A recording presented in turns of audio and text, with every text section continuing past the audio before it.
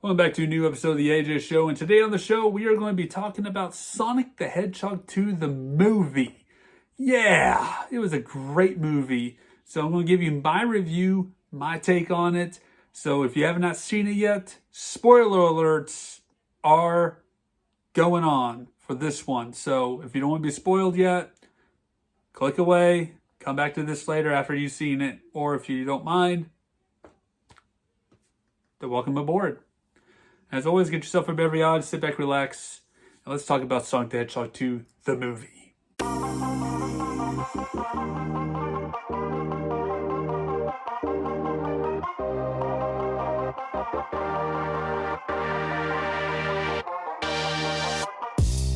This is a Festivus moment right here. Festivus was just yesterday. Where's my post?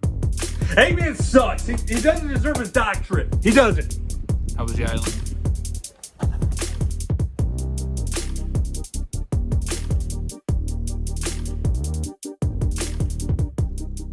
Sonic the Hedgehog 2, the movie. Whew, what a ride this was. And, you know, kind of go back to the first movie real quick. When that one came out, it was before pandemic. That was the last movie that I watched before everything shut down, was Sonic the Hedgehog, the movie. And so here we are, the first movie that I see back in theaters, it's Sonic the Hedgehog 2. And I could have went to the theaters prior to that. You know, like I wanted to see No Time to Die, 007 in theaters. But I waited till that one came on video and bought the video and watched it. Just add to my collection at least. If it wasn't good, it wasn't good. Whatever, it's part of the collection. But it was a good movie overall.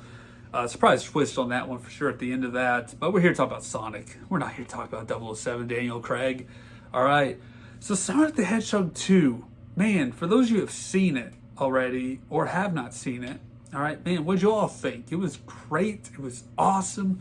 I enjoyed every bit of it. The actors were great. A lot of surprise actors, actually. You know, like the voice of Knuckles. Look over here. Idris Elba, I think. I got my laptop over here. Idris Elba.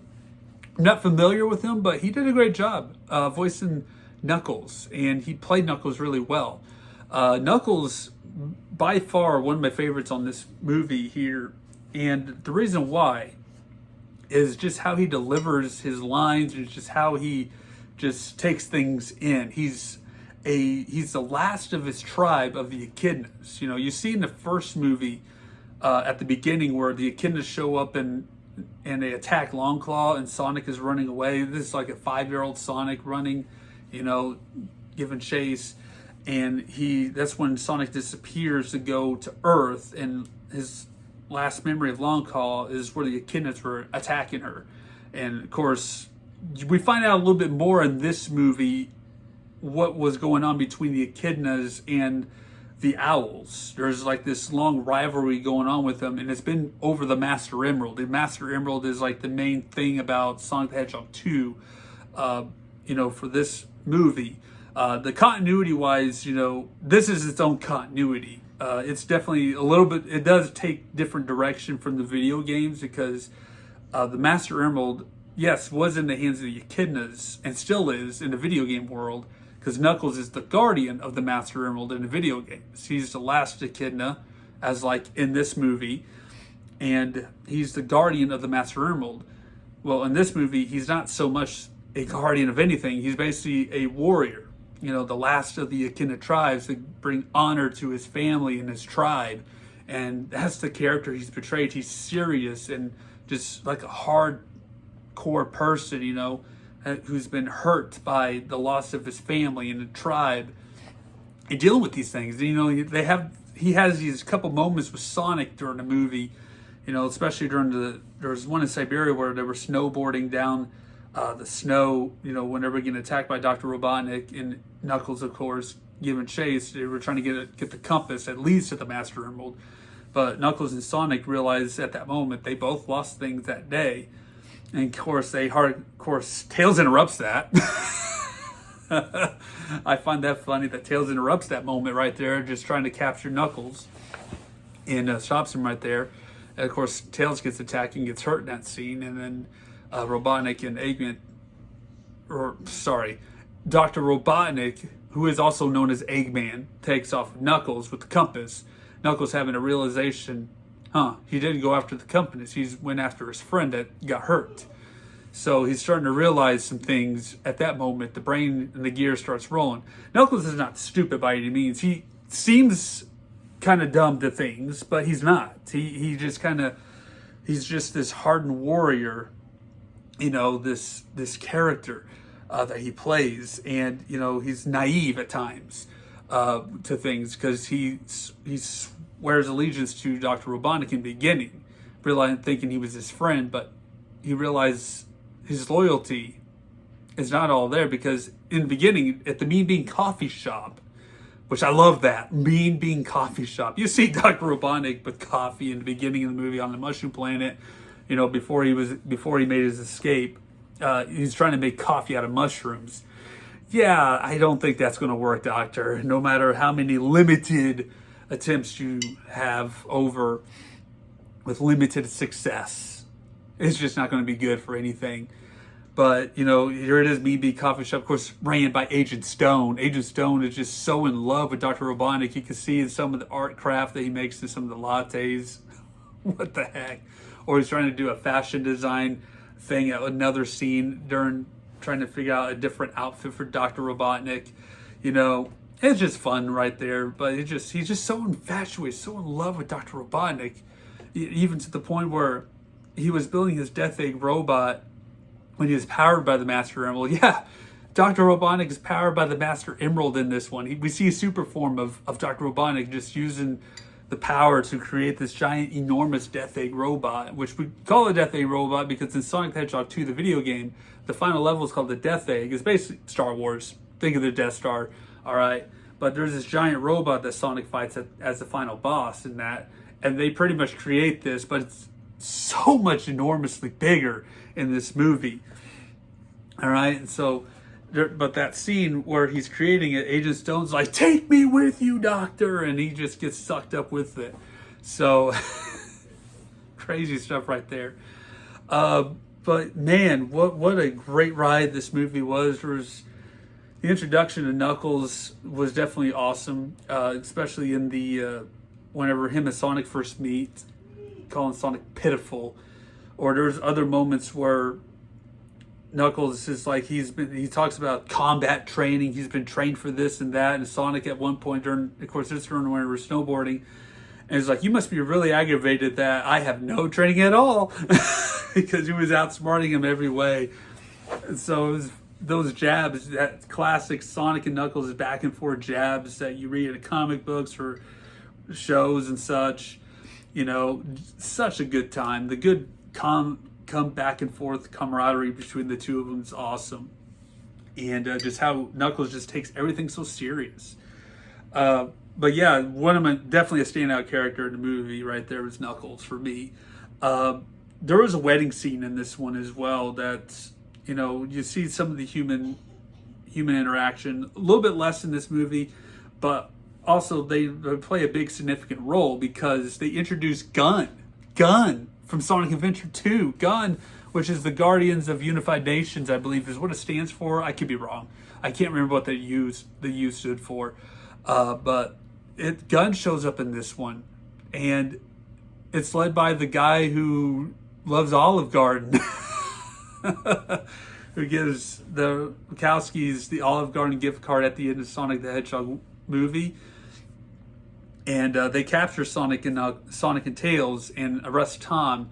Basically what happens is, Sonic is trying to get to where Tom is at to use a warp ring because Tails is hurt in this scene and they're snowboarding and the avalanche is coming.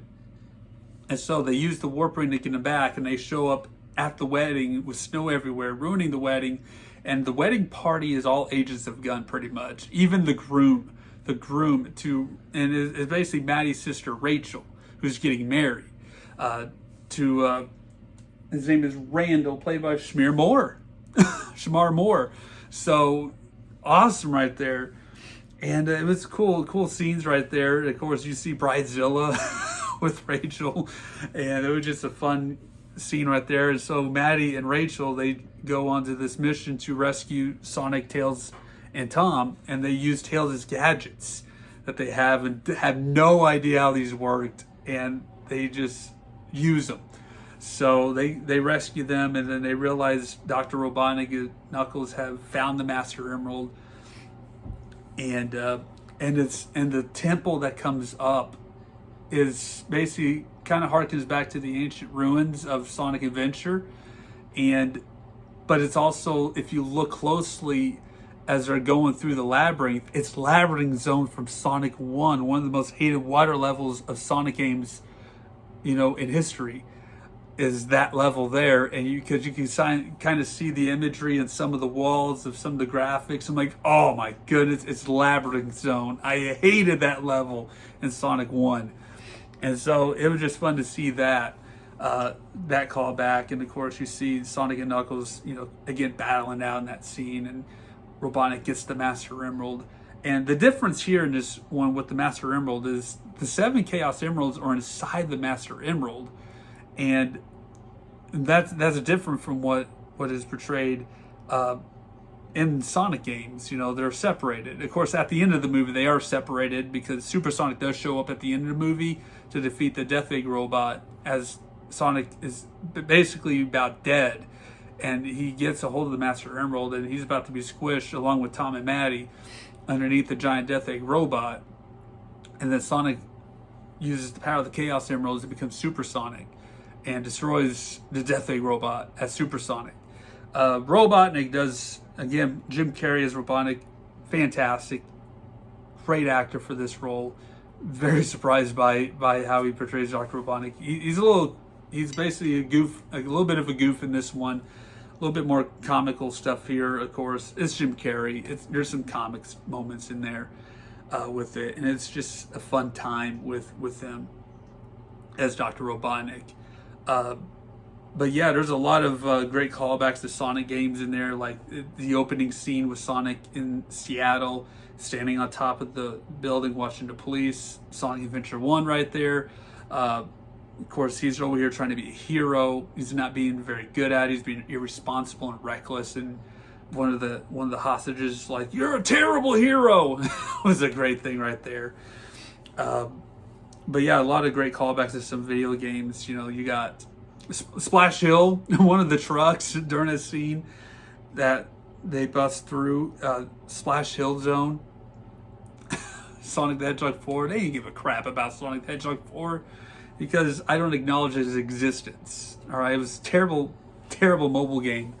So, and then there was, like Me Being Coffee Shop, harken to Dr. Robotnik's Mean Bean Machine video game, and Sonic Snowboarding kind of harkens back to Sonic 3 as coming down Ice Cap Zone snowboarding, and a lot of callbacks, a lot of great callbacks to some of the video games in this movie. Again, fantastic movie. You just got to go check it out. And at the end, wrapping it up right here with this, they reference at the end of the movie Project Shadow from 50 years ago. Shadow the Hedgehog is shown at the end of this movie. And so we know where we're going in the third movie. We're going a Sonic Adventure 2 route in the third movie with Shadow the Hedgehog. Of course, they declared Dr. Robotnik dead after the explosion, but of course you see Agent Stone lurking around dressed as a gun soldier. So Robotnik ain't dead. He coming back. All right, he coming back. I mean, they thought he was dead in the last movie, but no, he was just sent away to the Mushroom Planet. So, but overall, fantastic film. I encourage you guys to go check it out if you haven't seen it. You kind of do have to watch the first movie to kind of pick up some of the things that are going on with it. But they do some callbacks on it. They do reference Long Claw in this movie. Give us a little bit more of a background about that, about the Echidna tribe and all that stuff. So, and of course, a little bit of background about the Master Emerald and such more. And also a little bit about how Tails found Sonic. And, like at the end of the first movie, Tails just shows up at the end of it. So, but overall, fantastic film. I enjoyed it. Looking forward to Sonic the Hedgehog 3. So with that being said, thank you guys so much for watching. Stay safe out there. Take care.